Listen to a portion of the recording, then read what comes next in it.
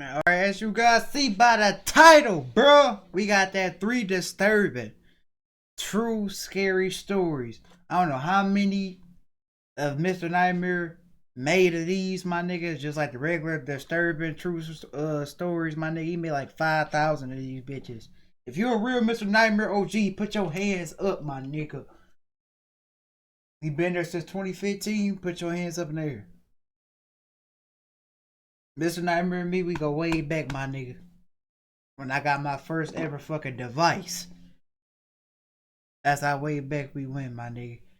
So without further ado, man, get y'all snack, everything y'all need. Let's get to it. True scary stories, nigga. Shut up. This happened last fall when I was staying in a small town in northern Pennsylvania for work. I do commercial refrigeration repair, and at the time I was driving to different grocery stores and restaurants in smaller towns because our company was short on people. The town I was sent to was the kind of place where everything shut down early, and there were more empty buildings than open ones. I was supposed to be there for 3 nights while I worked on the walk-in freezers at an older... 3 nights, nigga? I ain't like 3 nights. That kind of pushing it there, my nigga. Hold on, bro. Family-owned supermarket. My company booked me a motel on the edge of town because it was the only place nearby with vacancy. I got there a little after 7 p.m. on a Thursday. The motel was one of those single-floor places where all the room doors faced the parking lot. It had maybe 12 rooms total, and only 4 or 5 cars in the lot. The office smelled like old coffee and bleach. Ugh. The woman at the desk was probably in her 60s. Bro, I hate bleach. I hate the smell of bleach so fucking bad, bro. If y'all agree with me, comment down below. Bleach, that shit, it don't stink, but it's like that smell. I can't do it, bro. I be doing there about to faint smelling that shit. I'm like, ugh. Friendly, but there was something distracted about her. She kept glancing past me toward the parking lot while I was checking in. When she handed me the key, she told me if anyone knocked on my door at night, not to answer it unless it was her or the owner, and she said if I heard anything weird outside, to call the office and not get involved. She said it in a casual voice, like it was normal advice, but it caught me off guard. I asked if that was because the area was bad, and she just said there were some drifters around sometimes, and they like to ask guests for money. I remember thinking it was a strange thing to say to someone who had just arrived, but I was tired and didn't really care. My room was near the far end, second to last. Inside, it was clean enough, but it was kind of old. I noticed cigarette burns in the dresser, and the carpet had dark spots. I brought my bag in, grabbed food at the gas station down the road, and came back around 8.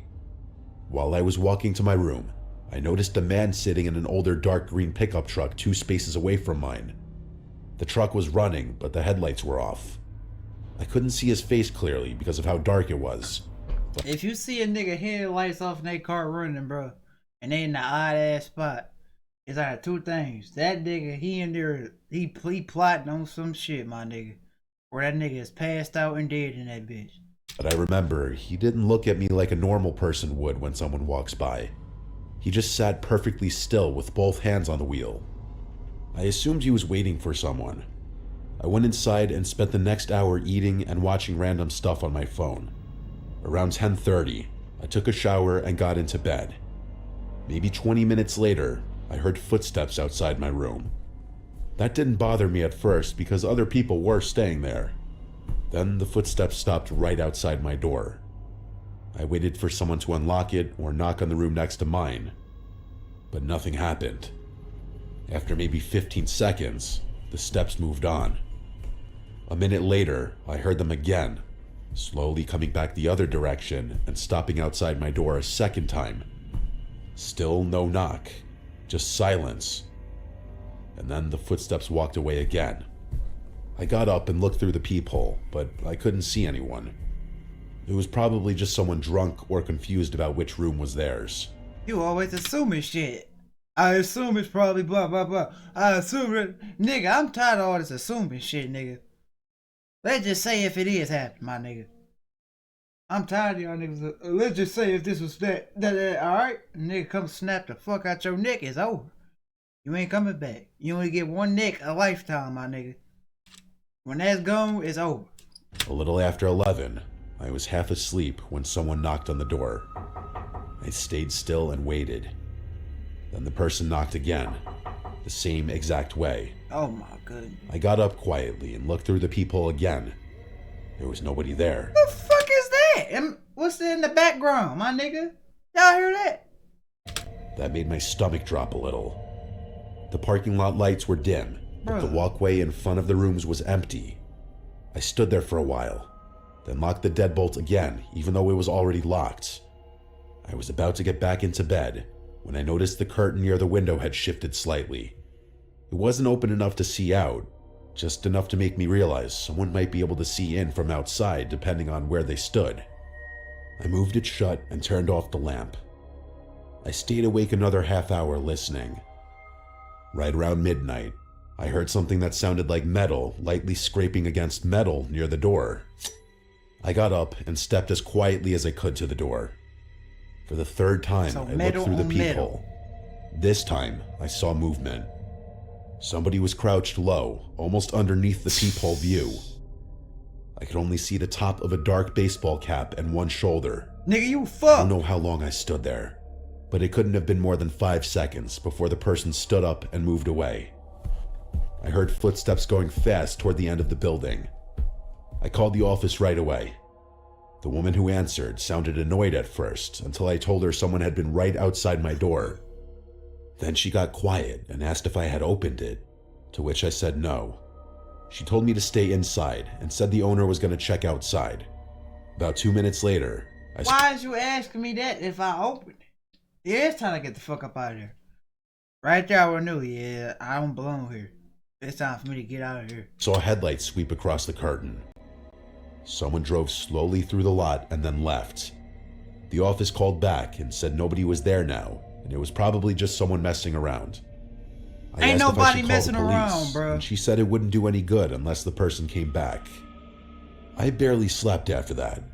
Every little sound woke me up. At some point around 3 in the morning, I did pass out, but I woke up around 5:15 to the sound of my truck door opening alarm. The I fuck? jumped out of bed and looked through the window without moving the curtain much. There was a man standing at the driver's side of my truck with the door half open. Hell no. He was tall and wearing a dark jacket and hat. I couldn't see his face because he was turned away from me. Then he looked straight toward my room, like he knew I was watching. He shut the truck door and walked off fast toward the road behind the motel. I called 911 this time. The police came about 15 minutes later. They took a report and checked my truck, but they found nothing missing because I never leave anything in it. One officer asked if I was sure I locked it, which made me feel like they already didn't believe me. I knew I locked it. They're trying to be The sure. older officer did seem more interested when I told him about the knocking and the crouching outside my door. He asked the motel owner if they had cameras. They did, but only one in the office and one pointing at the front entrance, nothing covering my side of the lot. Before the cops left, the older one told me if it happened again, not to open my door for any reason and to leave as soon as I could in the morning. I asked if they thought it was random, and he just said probably, but his face didn't really match that answer. I had to work that day, and I was already there, so Nigga, I would have stayed. called off, my nigga. I figured I would've was called off. overreacting. Fuck, hey. I asked for fuck shit going on at the damn hotel, whatever, blah, blah, blah. I'm gonna need a day off, my nigga. 'Cause I don't know, the nigga still out there waiting for me. Or the nigga probably gonna be at my job waiting for me. I don't know who the fuck it is, but I'm calling off today, my nigga. Anyway. During the day, everything felt normal. I was at the supermarket from 7 a.m. to almost 6 p.m. Shit! By the time I got back to the motel, it was dark again. I parked directly under the brightest light and carried all my tools inside at once so I wouldn't have to go back out. The woman at the desk saw me and asked if I was okay. I told her I hadn't slept. She hesitated for a second and then said if I wanted, she could move me to room 2 near the office. I asked why she hadn't offered that the night before. She said she didn't think it was necessary. Then she added something I've thought about a couple times since. She said it usually doesn't happen 2 nights in a row. I asked what that meant, and she immediately acted like she'd misspoken. She just said the drifters normally move on. That made me more uneasy than I already was. I seriously thought about packing up and driving an hour to another hotel, but I was exhausted, filthy from work, and told myself I could just stay one more night and leave in the morning. Around 8 p.m., I got food and brought it back to my room. While I was eating, I heard a truck drive slowly through the lot. What's up with this I truck, looked through bro? the curtain and saw the same dark green pickup from the night before. Bro. It drove past my room, turned around near the road, and parked at the very end of the lot with the lights off. I couldn't see who was inside. I called the office and told them. The owner answered this time, not the woman. He sounded irritated and told me if the truck wasn't blocking me in or damaging anything, there wasn't much he could do. I asked if he knew who it was, and he just said people come and go. I sat there for maybe an hour, checking the window every few minutes. Hey, I'm telling you right now, he don't give a fuck if you end up missing my nigga. So, all I'm telling you is, you might want to just cancel that little motel, you feel me? Cause bro, he don't give a fuck about you.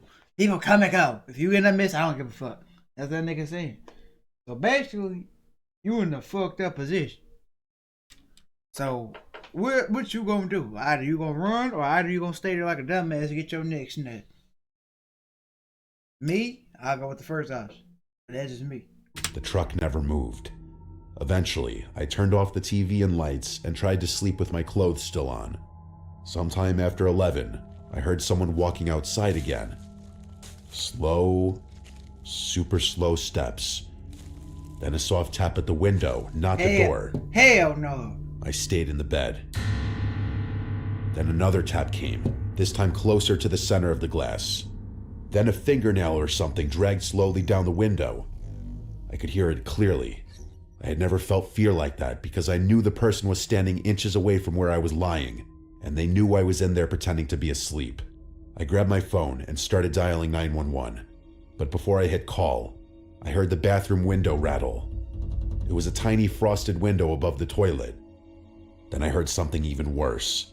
The sound of the room next to mine opening, like an actual key or tool working the lock, and then the door opening.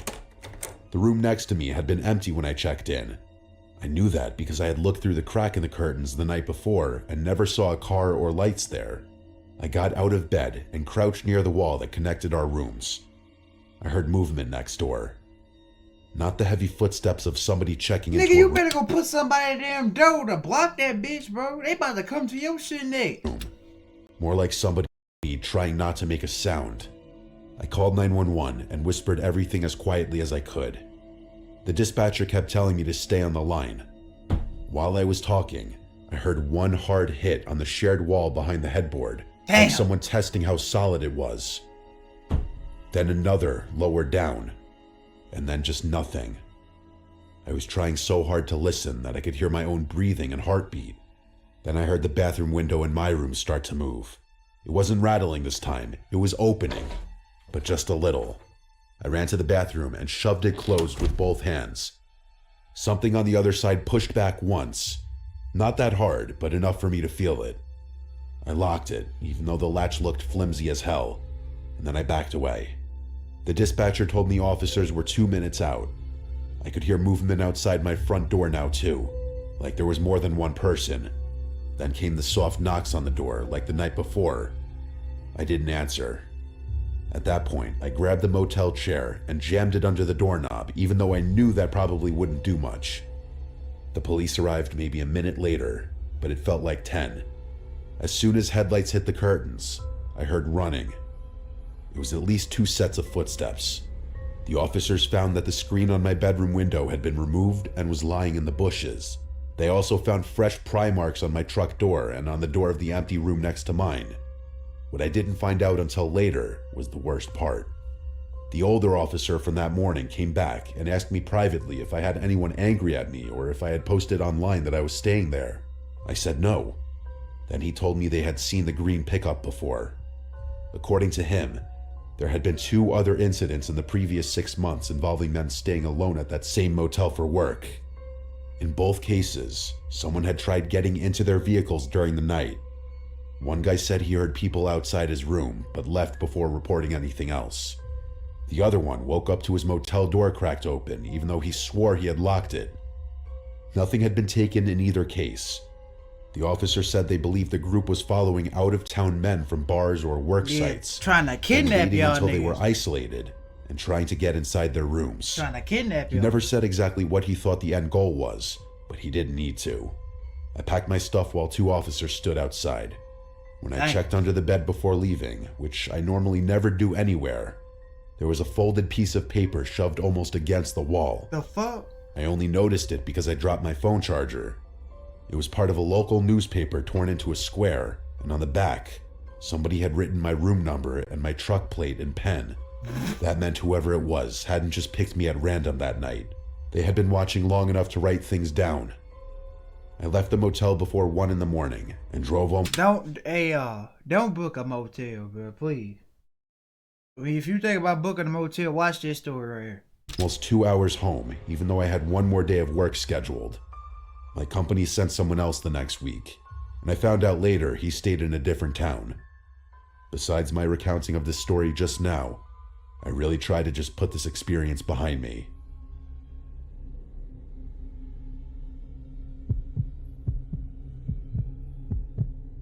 That was a crazy ass fucking story, Brian. What? He was This bullshit. story started in October 2025. Oh, here we go to Tinder. Oh my god. I was single and decided to download Tinder to see if I could find a potential partner. Tinder. After a few swipes, I got a match. Killian liked you back, it said. I started smiling and opened with, "Hey, what's up?" He responded quickly, and we started talking all day, This is a female, right? every day. He was in the military at a base not too far away from where I lived. Eventually, after a few weeks of talking, he became possessive over me. He would say things like, "You're mine. If I can't have you, no one can. Oh, And shit. if you block or unfriend me, I'll kill you," along with other threats. Keep in mind, we never even started dating. One day in December, he just unfriended me on Snapchat, and I didn't think too much of it. I moved on and kept living my life, until a few days ago when he added me again. Remembering the threats, I decided to add him back so he wouldn't do anything. He sent a snap that said, "I've been thinking about your beautiful smile for 8 weeks now. I keep thinking about what we could be if I didn't let my dark thoughts win." Yeah, this responded with- this nigga's I don't know. This nigga's a freak. Your ass got freaky nigga a Hall of Fame, my nigga. You got that shit on Legend. You got the freaky badge on Hall of fucking Fame, nigga. What the fuck this nigga just said, bro? "I've been thinking about your beautiful smile for 8 weeks now. I keep thinking about what we could be if I didn't let my dark thoughts win." I responded with, "That's cute," not wanting to piss him off. That's creepy, nigga. We started talking again, and I responded mostly out of fear over what he might do if I didn't. He was acting like a possessive boyfriend, always asking where I was and who I was with. He kept asking Hey, bro, y'all niggas gotta stop doing that, bro. Cause the more you be possessive and shit, the more she gonna get tired of your ass, bro. I ain't gotta say you gotta act like you don't give a fuck, but it's like that's how you should be in the get go. Like let her do her. If she wanna go out there and be a hoe, all you gotta do is leave, bro. Same way, vice versa for the females. If he wanna go out there and do all that shit, let him do it. If he cheat on you, just leave. I don't get how y'all niggas just can't leave, bro. Y'all be getting too attached to people too much, bro. You gotta think about it. You came out that womb by yourself, and you gonna leave here by yourself, nigga. Your ass ain't gonna need nobody but your parents, nigga, and God. Them the only people you need, nigga. So y'all be like, "Man, I can't leave her alone. I can't leave him alone, nigga." You better stop that shit, bro. Better learn how to love yourself before you get in that shit, boy. Or girl. me to turn on my SnapMap so he could make sure I was safe. I didn't want to because he freaked me out. Thursday last week, I was driving around with my friend until about 1 a.m. I asked if he could drop me off at home, which he did. We said our goodbyes, and I walked up the alleyway to my house. Keep in mind, I never gave him my address. I saw a man standing there and didn't think much of it until he called my name. I didn't know who he was, so I responded, Yes, who's asking? Then I saw his face. I felt my heart skip a beat. I started cold sweating. I felt panic in my body and started shaking. He then grabbed my neck with his hand and slammed my head hard into the wall and started studying my face. Woo! He kept saying things like, Who were you with? And why are you out this late? Was it a man? Man, I would have box cut the fuck out that nigga, shanked the hell out his ass. And I just stood there completely terrified. This entire time, he was choking me so hard, I had literal tears in my eyes and was gasping for air. I genuinely thought he was going to kill me. He kept choking harder until he eventually threw me to the ground head first. Damn! I whimpered from the pain and gasped for air as he let go of my throat. I looked him in the eyes and saw nothing.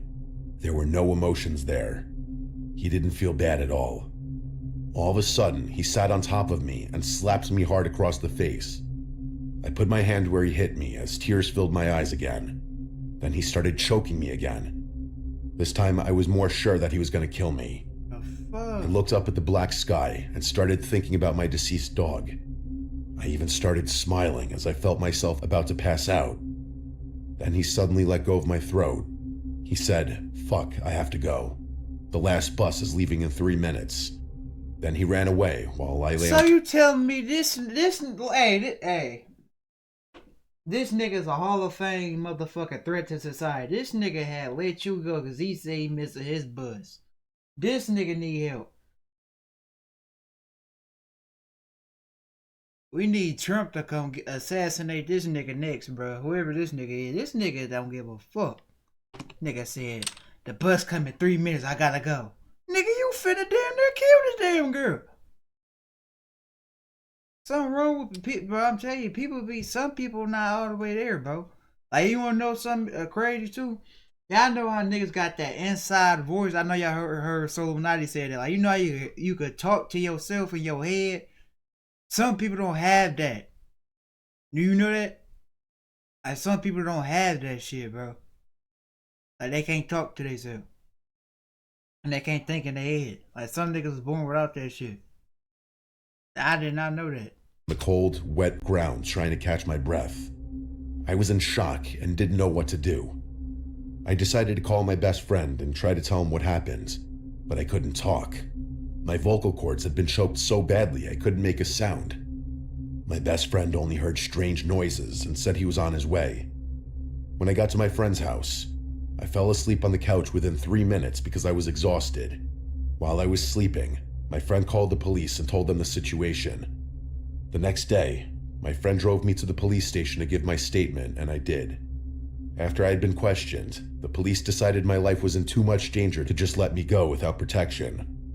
I was given an alarm device, a tracking device with multiple buttons that would immediately alert the police of my location so they could save me, because we all knew he would come back.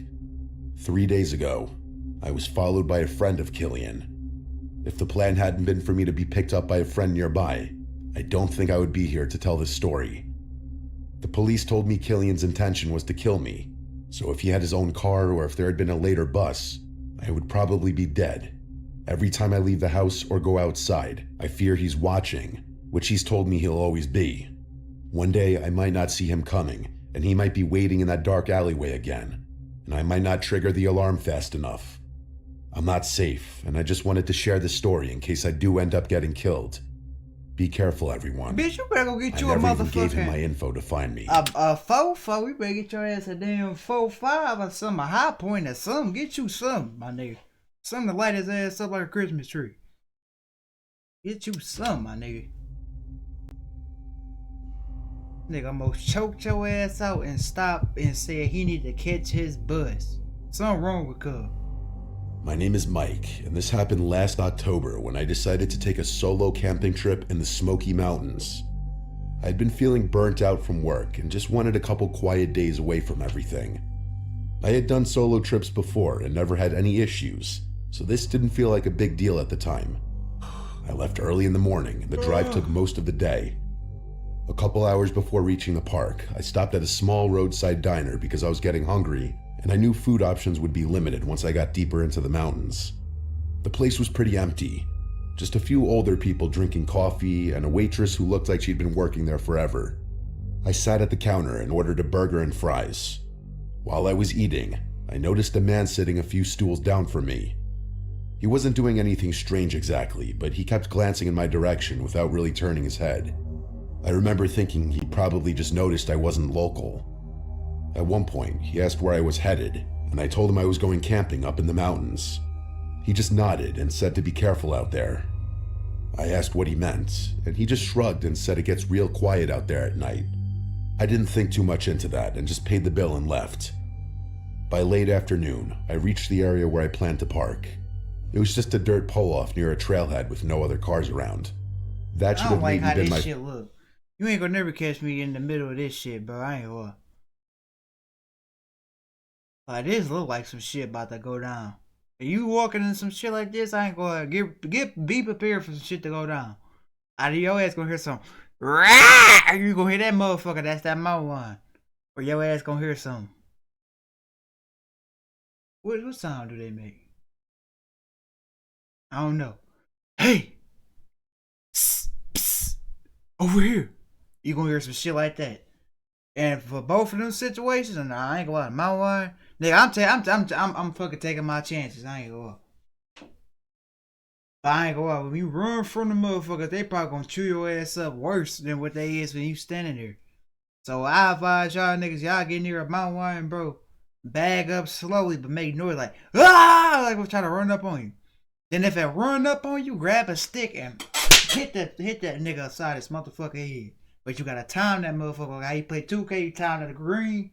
Time that motherfucker when he jump. Bitch, hit his ass aside his head. But I know y'all gonna be scared. I know it's better to saying it than doing it. But I've been in situations like this with a dog, my nigga. A Rottweiler. You gotta hit that motherfucker upside his head. Boom! Like that. First sign to pick somewhere else, but I liked the idea of being alone. I grabbed my backpack and gear and started hiking in. The trail wasn't too hard, but it took longer than I expected, and I started realizing I was going to be setting up camp close to dark. I eventually found a small clearing that looked good enough. It was flat and had enough space for my tent and a small fire. I rushed to get everything set up before it got too dark. By the time I finished setting up the tent, the light was already fading, and the woods were getting that gray color they get right before night. I gathered some sticks and got a small fire going. And you camping there? Sitting by that fire actually felt nice at first. I made some s'mores and just listened to the normal sound. Oh yeah, and them tribe members, it depends where you at though. If you see them tribe members, see a nigga butt ass naked just running with an arrow, you fuck. Your ass is through. Cause them niggas gotta eat and you gonna do the main course, my nigga. So shit. Yo ass, you better do a full flat, nigga. Sounds you'd expect in the woods, like bugs and wind through the trees. After maybe half an hour, I heard something that didn't match the other sounds. It was the sound of footsteps on leaves. Surely human footsteps. I looked up and saw a man standing maybe 30 or 40 feet away between the trees. Do he got clothes on? He was standing there just facing me. I couldn't see his face clearly because of the low light, but I could tell he was watching me. I called out, asking if he was all right. He stepped a little closer into the edge of the firelight and said hello. Just that one word, nothing else. I asked if he was camping nearby, and he deflected my question with another question, asking if I was out there alone. That question made my stomach drop a little. I hesitated before answering, and then told him no, that my friends were meeting me soon. That was a complete lie. I hadn't brought anything to defend myself, and I figured sounding like I wasn't alone was the smartest move I had. Well, you know what that means? Time to pack your shit, get the hell on as soon as he leave that damn parental vision of your vision, nigga. As soon as he out your vision, nigga, pack all your shit up. You can't pack everything up. Oh well. We gonna leave that shit to the coyotes and the deers and shit. Let them have it. But we getting the hell on. Yo ass, you bullshitting, bro. He just nodded slowly, like he accepted that answer. Then he turned around and started walking back into the woods without another word. Yep, start packing your shit. I watched him the whole time. As he got farther away, he started blending into the darkness between the trees. Right before he disappeared completely, he stopped and turned back toward my fire. He just stood there again, facing me. I got the feeling he didn't think I could still see him. The fuck? But I could barely make out his outline. He stood there for what felt like several minutes. I didn't want him to know I was watching, so I pretended to look down at my phone. My whole body felt tense, and I didn't feel safe going into my tent while he was still out there. Eventually, I looked Nigga, back- go home! Ain't no tent, nigga. He can fold that bitch up, start swinging your ass at them trees like Jason did, bro. up, and he was gone. I stayed sitting by the fire another 20 to 30 minutes trying to listen for any more movement. I didn't hear anything else, but I didn't feel relaxed anymore. I finally put the fire out and got into my tent. I tried to tell myself I was overreacting, that he was probably just another camper who was curious. I Nah. laid there trying to fall asleep, but I don't think I ever fully relaxed. About an hour later, I heard footsteps again. See, now he know your ass lying. Now he like, I got this nigga. He over there. I know he happy as a motherfucker creeping up on your tent. Well, yes, I got this nigga. He about to fuck you up if you don't get up. This time they were much closer. I could hear them slowly moving around my campsite, leaves crunching in a circle around my Better tent. get your ass up. Then they stopped right outside. Everything went completely silent. I held my breath without even realizing I was doing it. I didn't know if someone was standing right outside the thin fabric of my tent or if I was just imagining it. But then I heard the sound of a man exhaling right outside. It wasn't loud, just a slow breath like someone standing still. And I don't mean that he was trying to make me hear it. I think I was just so hyper-focused that I heard something I usually wouldn't hear. Every instinct I had told me not to move or make a sound. I was afraid that if he knew I was awake, he might do something. So I just stayed completely He still, finna do pretending to something be asleep. regardless, nigga.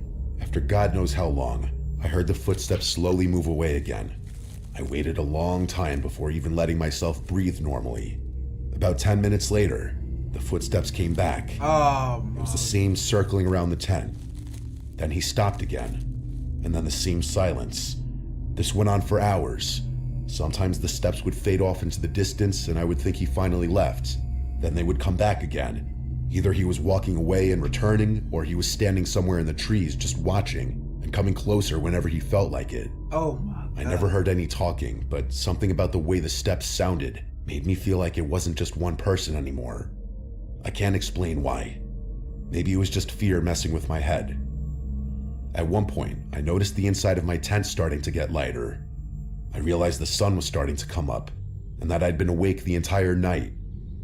As soon as there was enough light, I decided I was leaving. I didn't even bother eating. Nigga, you I just crazy. started My ass would have been going that night. Your ass is crazy. stuffing things into my bag as fast as I could. My hands were shaking the whole time. When I finally unzipped my tent and stepped out, I immediately heard multiple sets of footsteps running off into the woods. Not just one, several. Them couldn't- tribe members. Them is motherfucking tribe members. Them is that's them damn tribe members. Part 2, my nigga. Boy, your ass was about to be a full course meal, nigga. They ass must have had clothes on this time or something.